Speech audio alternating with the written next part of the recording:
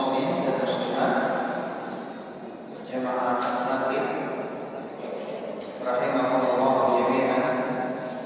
Pada hari ini kembali kita melanjutkan pelajaran kita dalam membaca buku hadis, dan kita masih di buku yang paling ringkas, yaitu membaca buku yang berjudul Al-Arba'in An-Nawawi karya Imam An-Nawawi rahimahullahu ta'ala.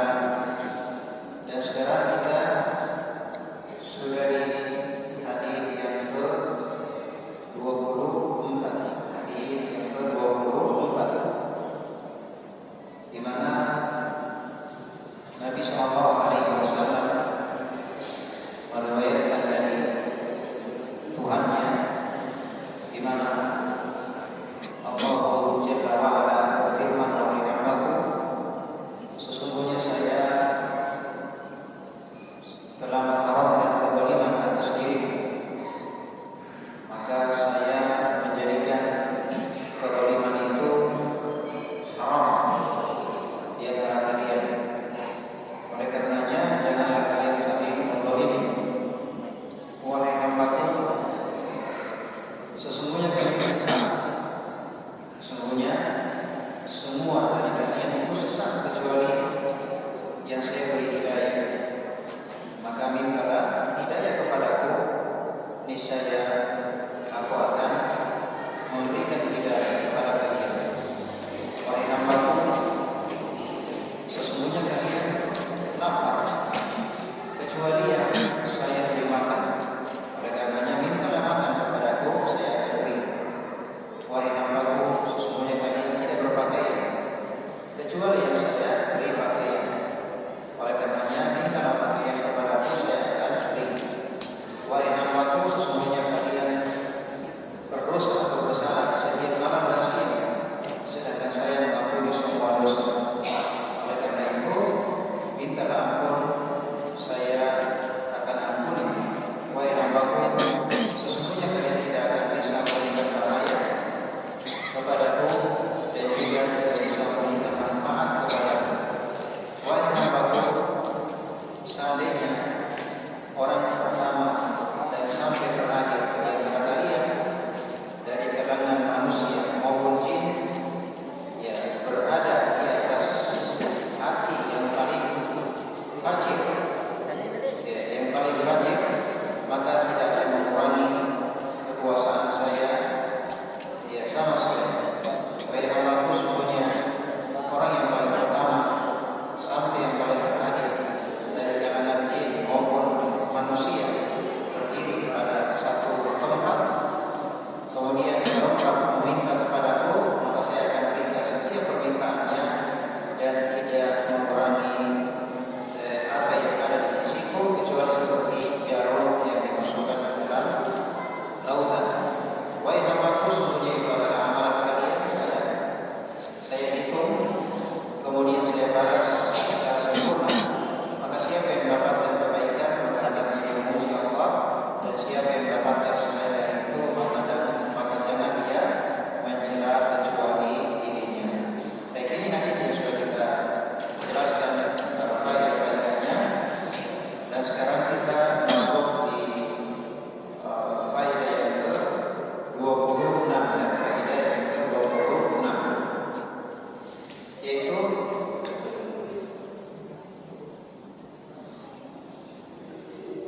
terdapat dari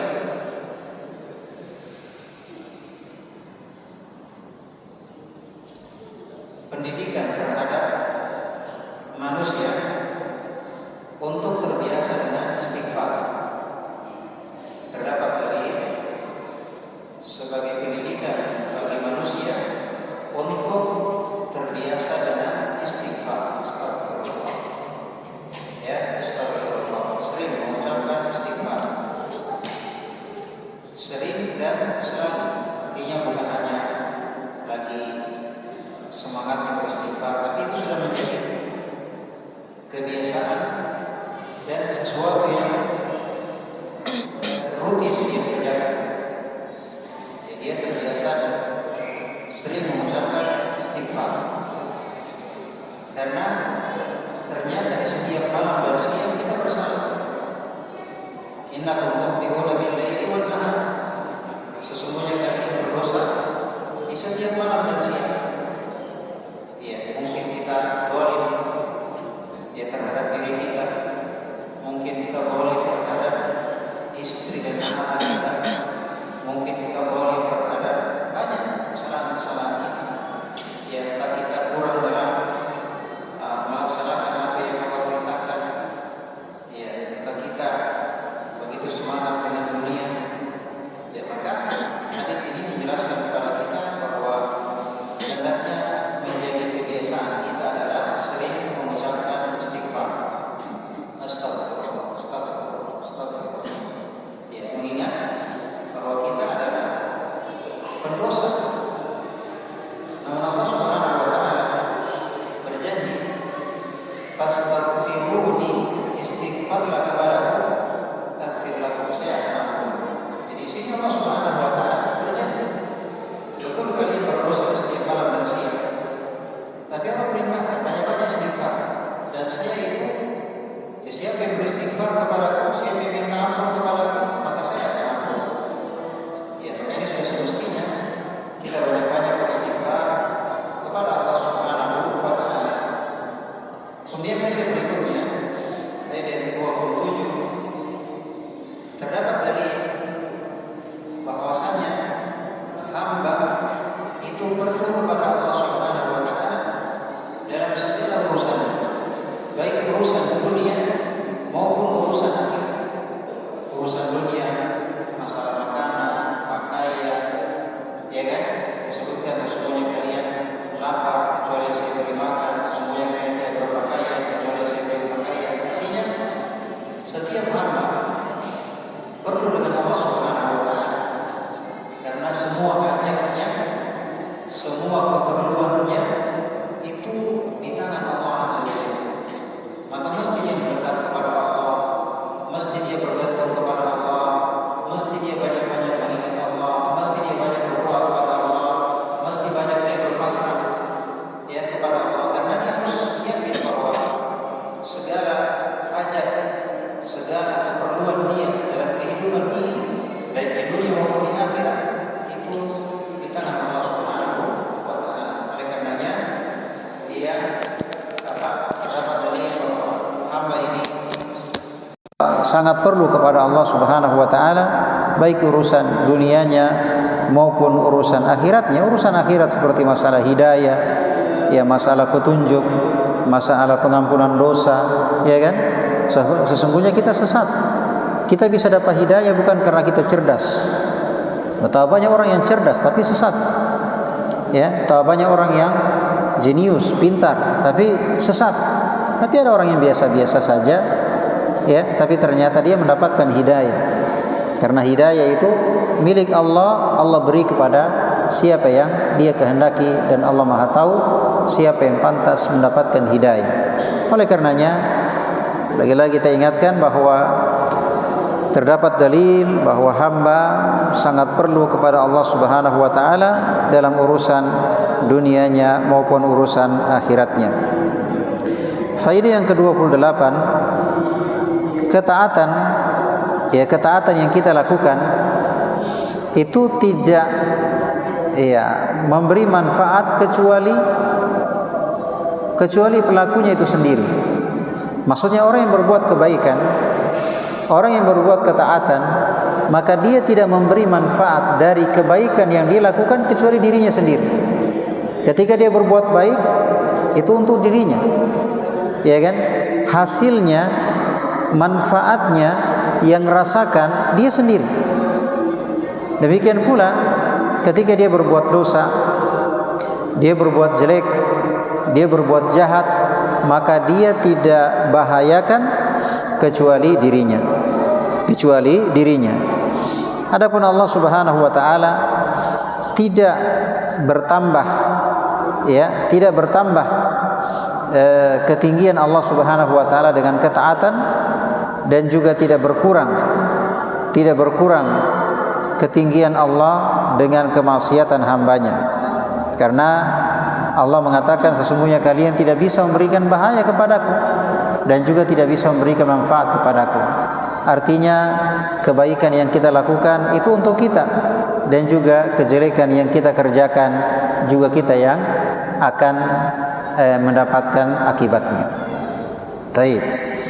Kemudian faedah yang ke 29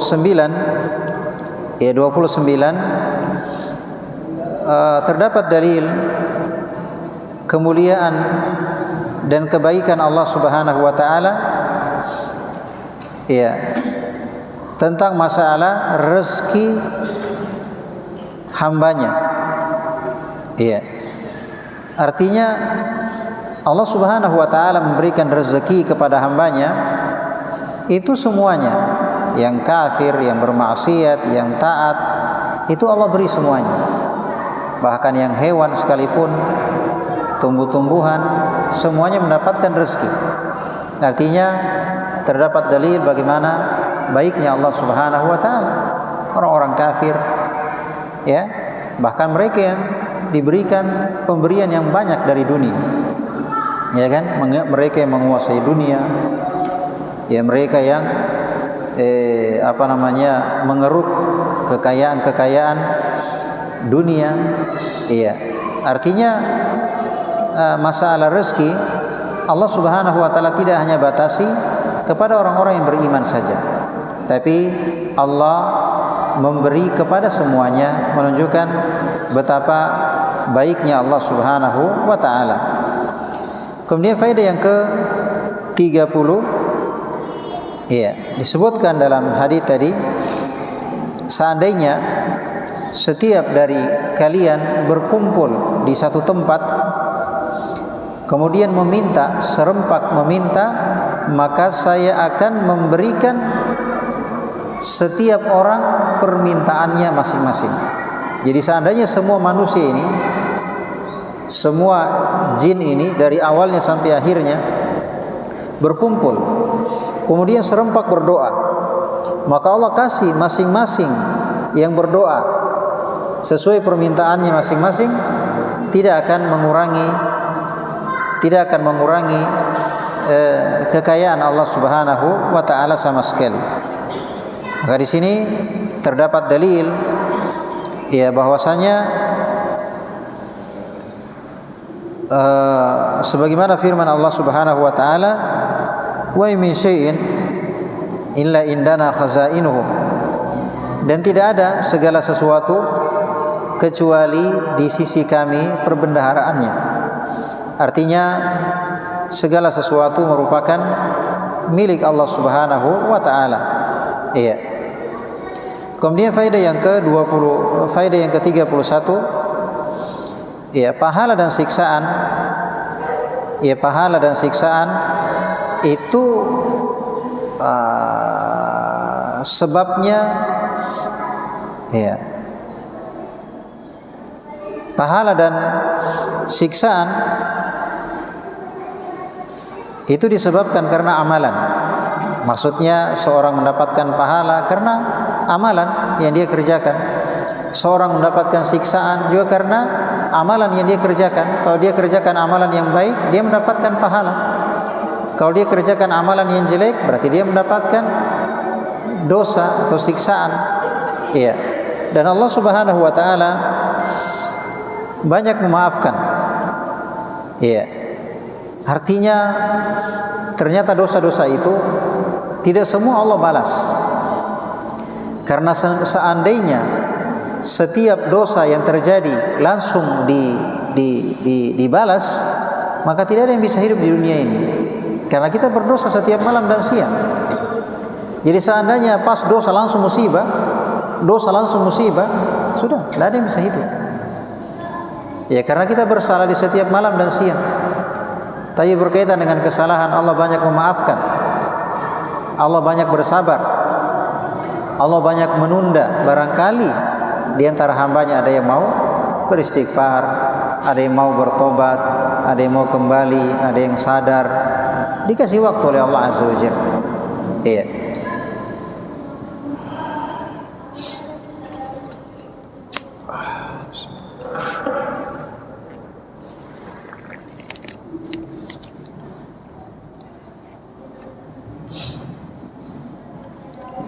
Jadi berkaitan dengan dosa-dosa itu Allah banyak memaafkan. Iya. Sedangkan berkaitan dengan pahala itu Allah lipat gandakan. Dari satu kebaikan menjadi 10 kali lipat, menjadi 700 kali lipat, menjadi kelipatan cuma Allah yang tahu. Semakin kita ikhlas, semakin sesuai dengan apa yang dituntunkan Nabi, semakin banyak kelipatannya. Tapi kalau dosa, Allah banyak memaafkan. Tidak dihitung detail, tapi banyak dimaafkan. Tapi kalau pahala, dilipat gandakan.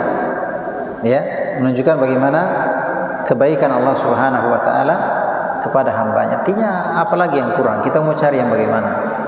Dosa-dosa kita banyak dimaafkan, kita minta ampun diampuni, sedangkan kebaikan kita dilipat gandakan, satu amalan dilipat gandakan menjadi 10 kali lipat, menjadi 700 kali lipat, bahkan menjadi kelipatan cuma Allah yang tahu. Kita membaca satu huruf.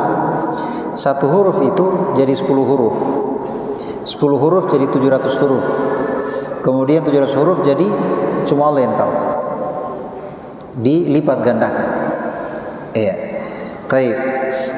Jadi menjelaskan kepada kita bahwa seorang itu dia masuk surga dengan keutamaan Allah.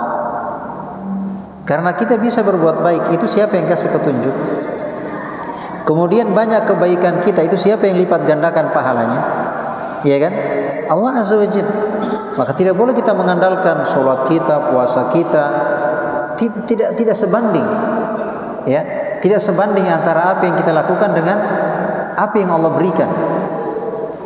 Tidak sebanding antara sholat, puasa, ya, dan kebaikan lainnya dengan surga yang Allah berikan. Tidak sebanding.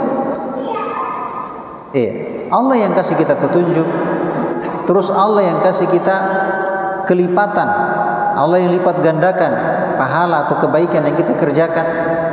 Maka hendaknya kita sadari bahwa ketika kita mendapatkan kebaikan, kita bisa sholat, kita bisa belajar, kita bisa istighfar, kita bisa bertobat, kita bisa sadar, kita bisa kembali kepada Allah, ya kita ingat Allah. Itu semua keutamaan dari Allah Azza wa Jalla.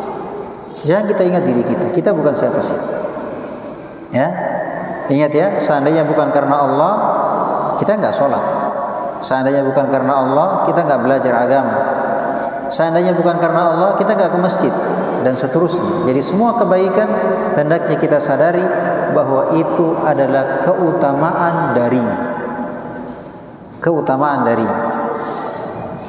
Adapun dosa-dosa yang kita ingat adalah, jangan bilang ini takdir, enggak.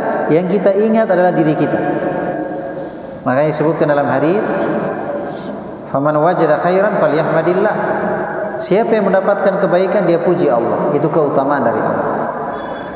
"Wa man wajada ghaira dzalik fala yalumanna illa nafsah." Tapi siapa yang mendapatkan selain dari itu, maksudnya siapa yang mendapatkan kejelekan, dosa, siksaan, maka fala yalumanna illa nafsah, maka jangan dia celah, jangan dia salahkan, jangan dia lihat kecuali dirinya. Karena segala dosa dan kesalahan, siapa yang mau? Siapa yang pilih? Siapa yang kerjakan? Tentunya kita. Masa kita yang kerjakan, kita yang mau, kita yang pilih, baru kita mau salahkan Allah Azza wa Jalla? Atau kita mau salahkan orang lain? Ya kan? Maka siapa yang mendapatkan kebaikan, maka hendaknya dia memuji Allah Subhanahu wa taala. Namun siapa yang mendapatkan kejelekan, maka jangan dia salahkan kecuali dirinya. Ya, jangan dia salahkan kecuali dirinya. Taib. Faedah yang ke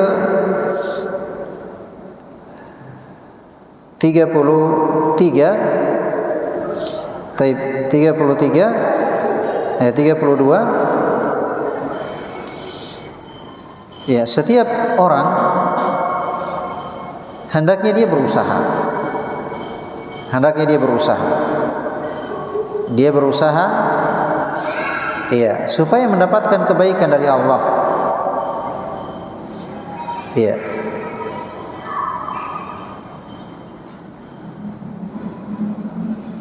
Atau saya ulangi ya.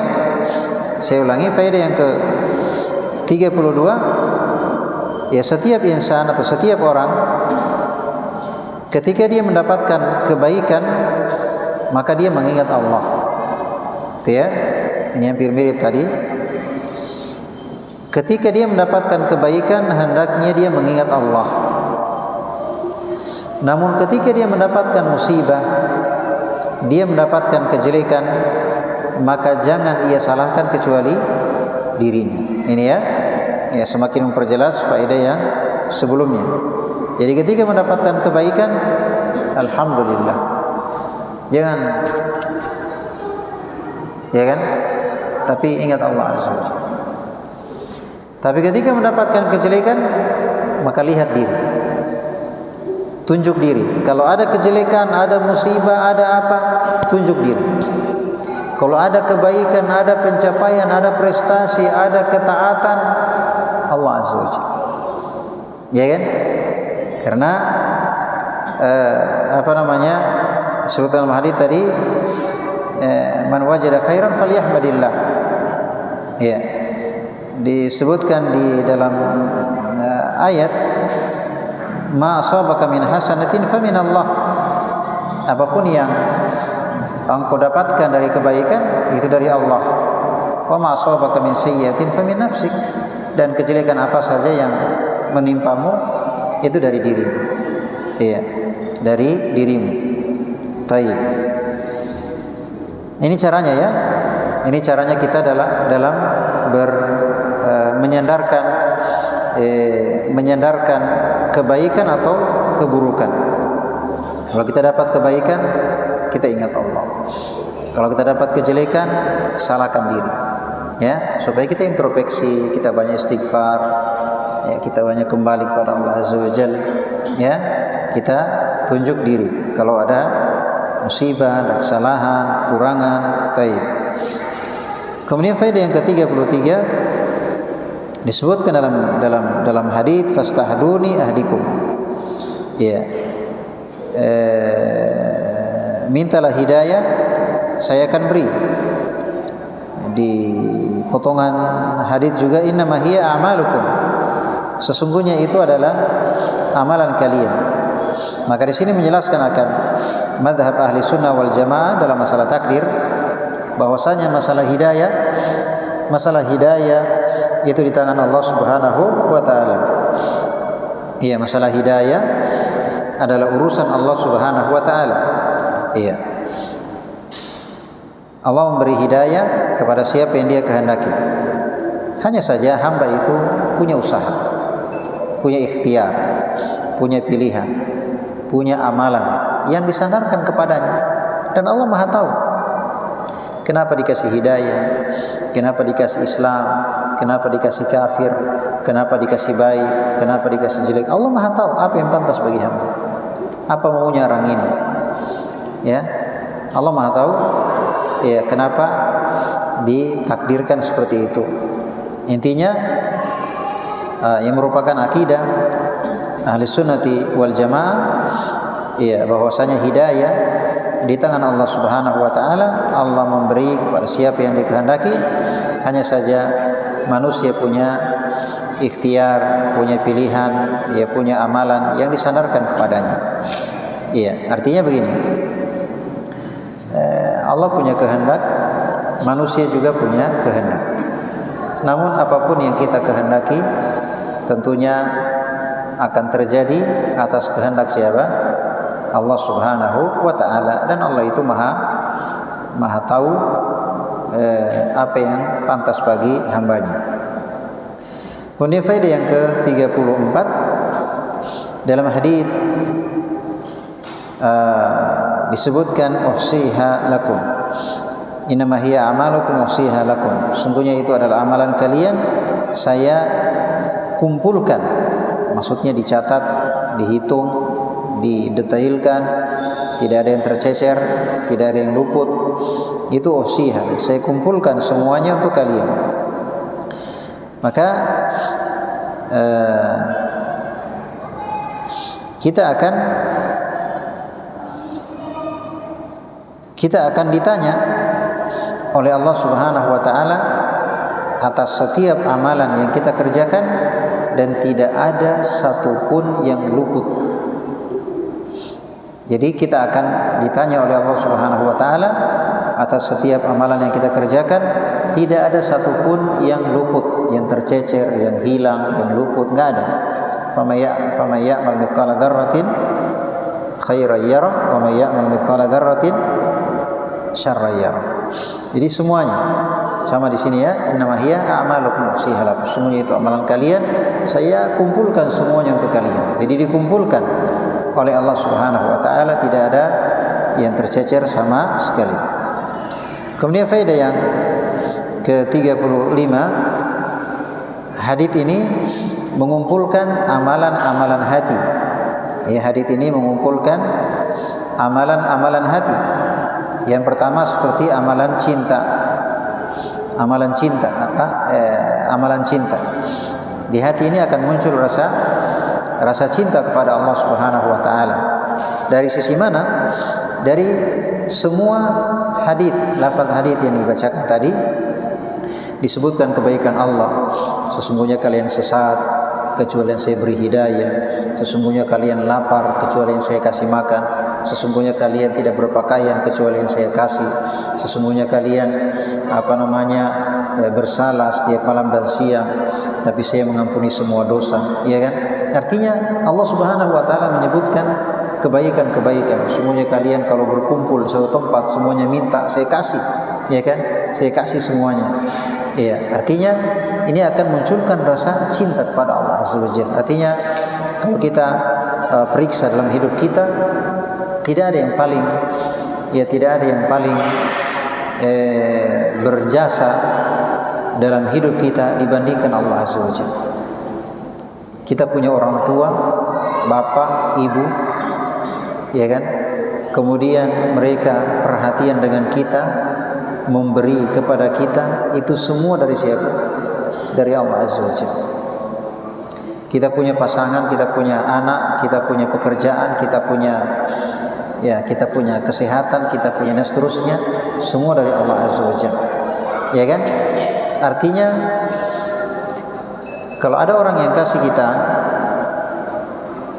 duit misalnya, ya kasih kita uang 100 juta. Kita kira-kira apa perasaan kita yang bisa kita rasakan? Apa kira-kira perasaan yang bisa muncul? Apa kira-kira perasaan yang muncul terhadap orang yang kasih kita uang 100 juta? Tapi ada sedikit rezeki ini, ya kan? Kira-kira kalau ada orang kasih kita uang 100 juta terus pulang, ya kan? Tapi saya permisi dulu, saya pulang dulu, ya kan?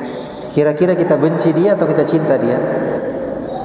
Ya, pasti kita cinta dia. 100 juta ini, ya kan? Dikasih cuma-cuma, tidak banyak embel-embel, tidak banyak cerita, kasih langsung pergi. Pasti kita muncul rasa cinta. Dulu kita nggak pernah kenal dia, nggak pernah suka dia, nggak pernah senang dengan dia, tapi setelah dikasih uang 100 juta, gimana itu? Pokoknya diingat dia. Luar biasa ini orang, masya Allah. Kita doakan dia, kita ingat dia, kita cari alamat rumahnya, kita langsung muncul rasa cinta, ya kan? Padahal baru dikasih 100 juta. Sekarang yang Allah kasih kita berapa? Nah, yang Allah kasih kita berapa? Berapa juta? Iya kan? Tapi anehnya manusia, cara berpikirnya aneh. Kalau manusia yang kasih, masya Allah, dia ingat, terima kasih, luar biasa baik ini, saya senang sekali dengan kita. Tapi dia nggak sadar bahwasanya semua nikmat yang ada dari siapa? Allah Azza wa Jalla, ya kan? Maka dengan hadits tadi itu akan menumbuhkan rasa cinta dengan Allah Azza wa Jalla. Artinya kita banyak-banyak mengingat kebaikan-kebaikan, mengingat jasa-jasa Allah Azza wa Jalla, itu akan menumbuhkan rasa cinta. Dan kalau muncul rasa cinta, itu tidak ada yang berat. Kenapa muncul istilah-istilah gunung kan kudaki, lautan kan kuseberangi, tingginya gunung ya didaki, lautan diseberangi, itu kan pengaruh cinta. Walaupun mungkin cuma kata-kata, kan begitu ya, tapi itu pembahasaan bahwa pengaruh cinta itu besar. Ya, cinta itu bagaikan lautan yang tidak bisa diukur kedalamannya. Memang dia hanyalah jantung ya. Ini fisiknya. Ya, fisiknya. Tapi memorinya, cakupannya ya tidak bisa dihitung dengan giga. Ya, entah berapa tera dia ya. Tidak bisa dihitung. Artinya dia bagaikan lautan. Laut itu ada bisa diukur. Luasnya berapa, kedalamannya berapa. Tapi kalau hati itu nggak bisa diukur. Ya, makanya ya sampai ada yang semangat, ada yang pi'lasa, bahkan sampai ada yang bunuh diri. Ya kan? Karena masalah hati. Ya kan? Di istana terasa hampa, hati. Di gubuk terasa indah, hati. Ya kan? Jadi dia cakupannya luas. Maka di sini termasuk amalan yang sangat kita butuhkan dalam kehidupan kita, yaitu amalan hati, yaitu rasa cinta. Artinya perlu ditumbuhkan rasa cinta kepada Allah Subhanahu wa taala. Kita kalau melaksanakan sesuatu semata karena perintah itu berat. Salat misalnya. Subuh, bangun subuh, salat misalnya. Tapi kalau karena cinta tidak ada yang berat. Ya kan? Makanya dalam beribadah kepada Allah Subhanahu wa taala itu kita harus seimbangkan antara takut, harapan, dan di tengahnya yaitu cinta. Ibaratnya seperti burung. Jadi burung itu punya dua sayap, dan burung itu ada badannya. Badannya itu cinta. Ya. Kemudian sayapnya yang satu harapan, yang satunya takut. Ini harapan dan takut harus seimbang. Kalau tidak, jatuh. Tidak boleh kelebihan takut dan juga tidak boleh kelebihan harapan. Contoh misalnya kita sholat. Kita tentunya ketika sholat ada harapan dan juga ada rasa takut. Kenapa kita sholat? Supaya masuk surga, ya kan? Supaya aman dari musibah, dijaga oleh Allah, dibimbing, ya kan? Diberkahi oleh Allah. Dan juga kita takut nanti masuk neraka, ya, dapat dosa. Jadi kita di samping kita ada harapan, tapi juga kita mengingat hal-hal yang membuat kita takut. Kita ingat surga, tapi kita ingat juga neraka. Artinya seimbangkan antara takut dan harapan. Jadi kita menuju kepada Allah itu dengan tiga ini. Dengan tiga, ada cinta, ada takut, dan ada harapan. Maka rasa cinta untuk menumbuhkannya adalah dengan mengingat kebaikan-kebaikannya. Dan ternyata semua kebaikan yang kita rasakan, dari siapa? Dari Allah Azza wa Jalla. Wa ma bikum min ni'matin famin Allah. Nikmat apa saja yang ada pada kalian dari siapa? Dari Allah. Sedangkan tadi ada orang kasih kita 100 juta, sudah menumbuhkan rasa cinta. Bahkan kurang dari itu. Ada orang kasih kita ada 1 juta ini rezeki.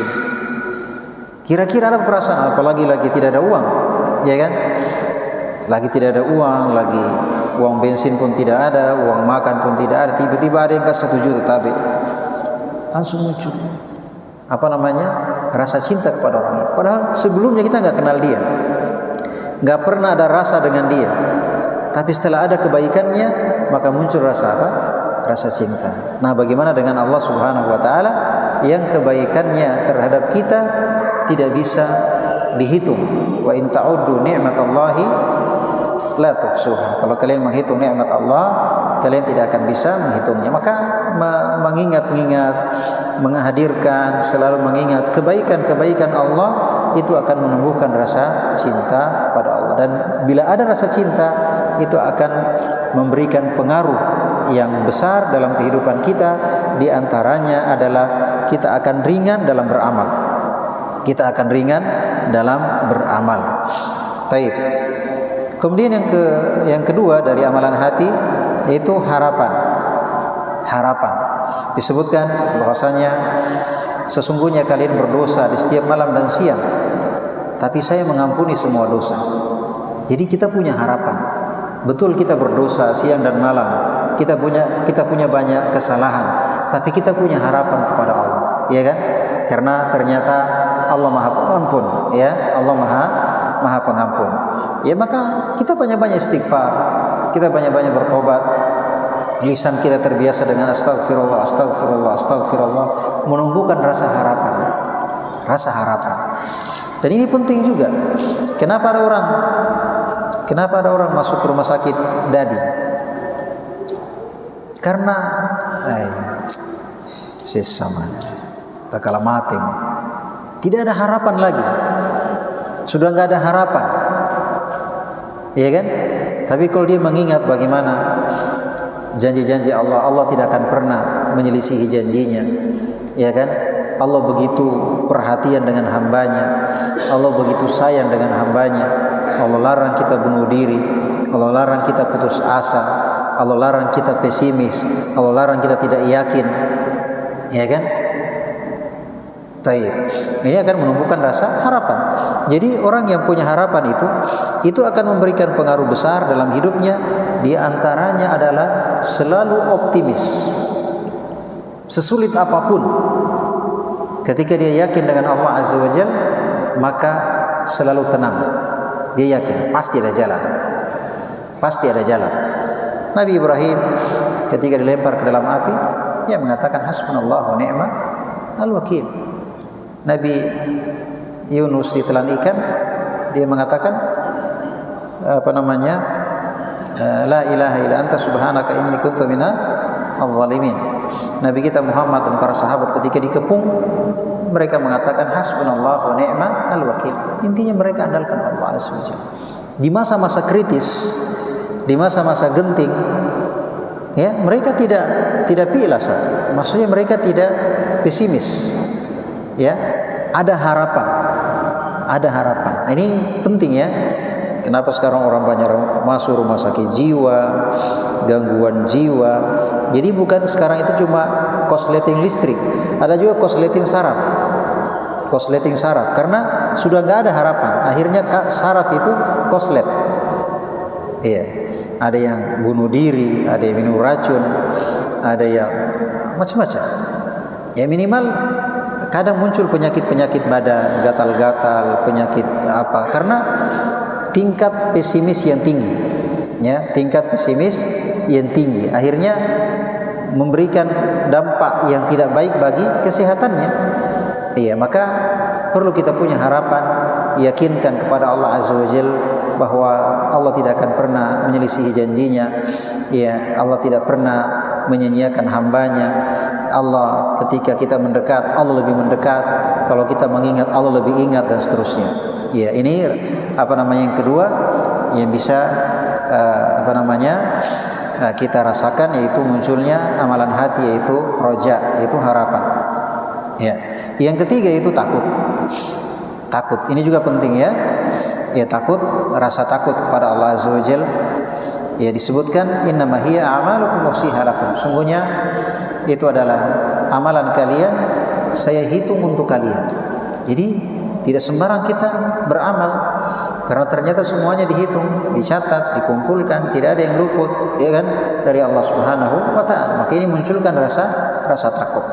Maka perhatikan tadi, cinta, harapan, takut, ini yang kita perlukan dalam hidup kita, ya, dalam menuju kepada Allah Subhanahu wa taala. Dan semua tadi itu, maksudnya 3 dari amalan hati itu disebutkan dalam hadis, ya. Artinya kita perlu melahirkan rasa cinta, dan kita perlu seimbangkan rasa takut dan harapan. 2 sayap, ya. Takut, harapan, seimbangkan. Dan badannya itulah cinta. Jangan seperti orang-orang sufi. Orang-orang sufi itu ketika dia beribadah, dia bilang, saya beribadah bukan karena mengharapkan surgamu, ya, bukan pula karena takut dari nerakamu. tapi semata hanya cinta kepadamu. Nah, ini bahaya nih. Bahaya. Iya. Jadi ini adalah akidah yang sesat. Akidah yang sesat. Jadi kita dalam beribadah kepada Allah Azza wa Jalla harus ada tiga ini dalam menuju kepada Allah. Ada cinta, bagaimana tadi melahirkan cinta, mengingat kebaikan-kebaikannya. Selalu mengingat kebaikan-kebaikannya akan munculkan rasa cinta. Misalnya kita bangun, alhamdulillah masih bisa bangun. Banyak orang baring, sudah, masalah, selamat jalan. Ya kan? Kita masih bangun, alhamdulillah. Iya. Kita menghirup oksigen, udara bebas. Di rumah sakit pakai tabung. Ya, pakai tabung oksigen. Itu sudah rasanya tidak enak. Bayar mahal lagi. Kadang kehabisan oksigen. Ya kan? Kita alhamdulillah sudah berapa tahun kita hidup ini tidak pernah pakai tabung, ya kan? Alhamdulillah, alhamdulillah. Kita bisa bernafas. Jantung kita bisa berdetak. Bagaimana kalau 5 menit berhenti? Kita istirahat dulu. Mati mungkin, ya kan? Masya Allah. Artinya kalau kita hadirkan itu, kita hadirkan, kita tidak banyak mengeluh. Pacelurang katena doa. Kita banyak mengingat terlalu banyak nikmat Allah Azza wa Jalla. Kita hanya kadang fokus dengan satu masalah. Padahal kalau kita lihat nikmat Allah Azza wa Jalla begitu banyak, ya kan? Kita hidup di negeri yang aman.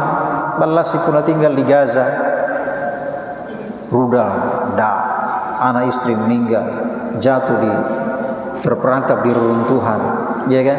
Terancam setiap saat. Kita alhamdulillah, walaupun macet tapi aman, ya kan? Aman, alhamdulillah, nikmat dari Allah Azza wa Jalla. Intinya kita pandai menghadirkan kebaikan-kebaikannya. Ya, jangan hanya pandai mengkritik. Jangan hanya pandai mengkritik, tapi pandai mengingat kebaikan-kebaikan. Ya kan? Ya, jangan sampai karena satu masalah kita melupakan kebaikan yang tak terhingga, gitu ya. Kita melupakan kebaikan yang tak terhingga. Taib. Jadi ini ya prinsip akidah ahli sunnati wal jamaah, ini penting. Ini yang membedakan juga antara ahli sunnah dengan bukan ahli sunnah. Dalam menuju kepada Allah, dalam beribadah kepada Allah, hatinya tadi ada cintanya, bagaikan badan burung, kemudian ada takut dan harapannya, bagaikan dua sayap burung. Dia seimbangkan. Ketika dia berat harapan, biasanya dia bergampangan. Gampang, Allah kan Maha Pengampun. Nanti kita istighfar, kita bertobat, gampang ji, ya kan?